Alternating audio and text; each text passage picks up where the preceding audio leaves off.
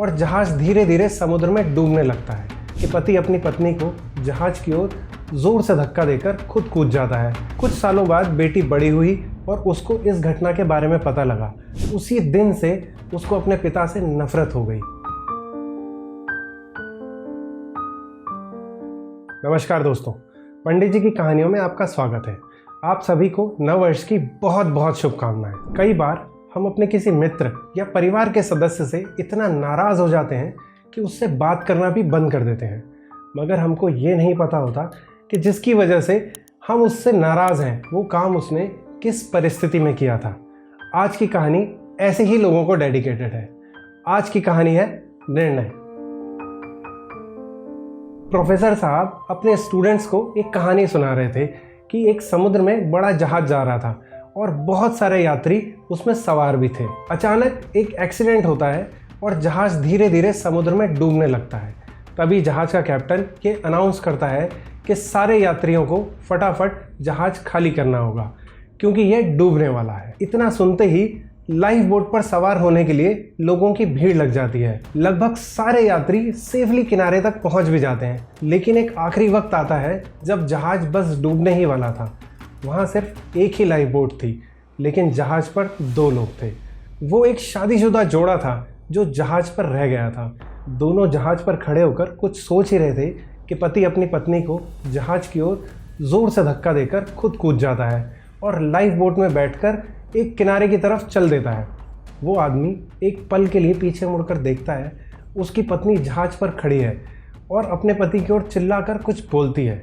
Professor साहब ने अपनी कहानी को बीच में रोककर बच्चों से पूछा, बच्चों क्या लगता है पत्नी ने अपने पति से क्या कहा होगा? ज़्यादातर बच्चों ने जवाब दिया, सर उसकी पत्नी ने कहा होगा, आई हेट यू, मैं तुमसे नफरत करती हूँ। मैंने इतना प्यार किया लेकिन तुमने मुझे धोखा दिया। तुम बड़े सेल्फिश हो, मतलबी हो। मगर एक बच्चा चुपचाप बैठा था। प्रोफेसर ने उससे पूछा, तुम बताओ क्या कहा होगा पत्नी ने अपने पति को? उस बच्चे ने थोड़ा सहमते हुए कहा, हो सकता है पत्नी ने अपने पति से कहा हो, हमारे बच्चों का ख्याल रखना। प्रोफेसर चौंक गए। प्रोफेसर ने कहा, सही जवाब है, लेकिन तुम्हें कैसे पता? क्या तुमने ये कहानी पहले सुनी हुई है? लड़के ने कहा, नहीं सर, मैंने ये कहानी पहले नहीं सुनी है। मेरी माँ भी जब अपने जीवन की आखिरी सांस ले रही थी तो मेरे पिता से उसने यही कहा था, हमारे बच्चों का ख्याल रखना। बच्चे की बात सुनकर प्रोफेसर दुखी हुए। फिर उन्होंने कहा, बेटा आपकी बात सही है, उस पत्नी ने अपने पति से यही कहा था कि हमारे बच्चे का ख्याल रखना। प्रोफेसर ने कहानी को आगे बढ़ाते हुए कहा, उस जहाज पर जो महिला बची थी वह जहाज के साथ ही डूब गई और महिला की मौत हो गई। उस महिला का जो पति था वो किनारे पर आया, घर पहुंचा।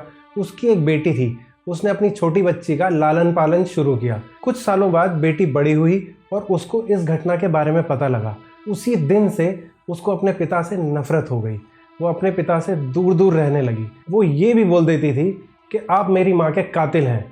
कहीं ना कहीं आदमी के मन में भी अपनी पत्नी को लेकर दुख था, इसलिए वो अपनी बेटी को कुछ नहीं बोलता था।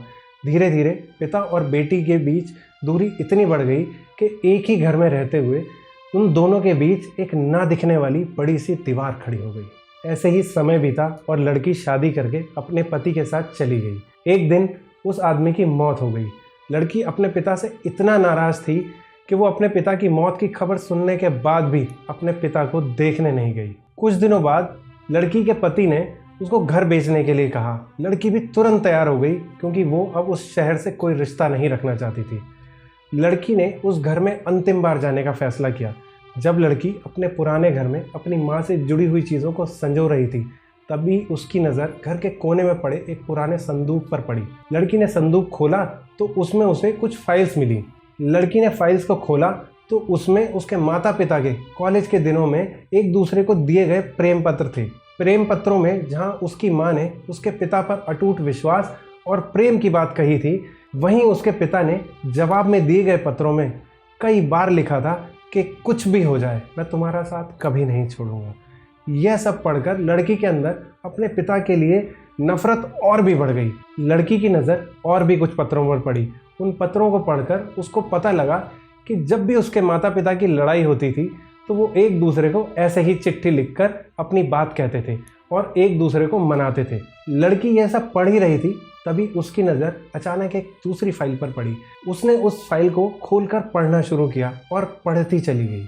उस फाइल को पढ़कर उसको पता लगा कि उसकी माँ को कैंसर था, जिसकी जानकारी उसके पिता को उनकी शादी से पहले भी थी। उसके पिता शादी से पहले ही उसकी माँ का इलाज करवा रहे थे। कैंसर होने के बावजूद उन्होंने उसकी माँ से शादी की थी। यह सब पढ़कर लड़की की आंखें खुली की खुली रह गईं। वो समझ नहीं पा रही थी कि इतना प्यार करने वाले व्यक्ति ने उसकी माँ के साथ ऐसा क्यों किया। वहाँ एक लिफाफा और भी था जिस पर लिखा था माय लास्ट लव लेटर। यह चिट्ठी उसके पिता ने उसकी माँ को उनकी मौत के बाद लिखी थी, जिसमें लिखा था, मुझे क्षमा करना, मैं उस समय समंदर में तुम्हारे साथ समा जाना चाहता था, लेकिन चाह कर भी मैं ऐसा नहीं कर सका। हमारी बेटी का पालन पोषण ज़रूरी था, इसलिए तुम्हें वहीं छोड़कर खुद की जान बचाना मुझे ठीक लगा।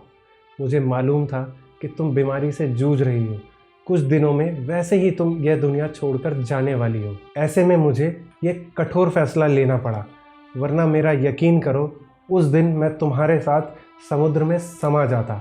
तुम्हारे बिना मेरी ज़िंदगी का कोई मतलब नहीं है। इन चंद शब्दों में उसके पिता ने अपने दुख को अपने अंतिम प्रेम पत्र में लिख दिया था। जब वो लड़की यह पढ़ रही थी तो रोती जा रही थी। अपने पिता से नफरत करने वाली लड़की, अपने पिता को अपने माँ का कातिल कहने वाली लड़की, आज अपने पिता की गुनहगार बन वहीं ज़मीन में धंसी जा रही थी। दोस्तों, इस जीवन में बहुत सारे निर्णय सही गलत से ऊपर होते हैं। बहुत सारी बातें इतनी ज़्यादा कॉम्प्लेक्स होती हैं जिन्हें लोगों का हमको बताना या हमारा उन बातों को समझ पाना बहुत मुश्किल होता है। हम उनके निर्णय को तो देखते हैं, मगर उन्होंने यह निर्णय क्यों लिया यह नहीं देख पाते, बस तुरंत रिएक्ट कर देते हैं। अगर हम ऐसे ही करते रहे तो लोगों को खोते रहेंगे। इस नए साल एक निर्णय आप भी लीजिए। अब आप कभी भी किसी को जज नहीं करेंगे, लोगों को समझना शुरू करेंगे। दोस्तों, अगर आपको हमारी मेहनत और कंटेंट पसंद आ रहा है तो लाइक कीजिए, सब्सक्राइब कीजिए और अपने एक ऐसे दोस्त को यह कहानी ज़रूर शेयर कीजिए जो हर छोटी छोटी बात पर लोगों को जज करता है। आज के लिए इतना ही। जल्दी मिलते हैं किसी नई कहानी के साथ।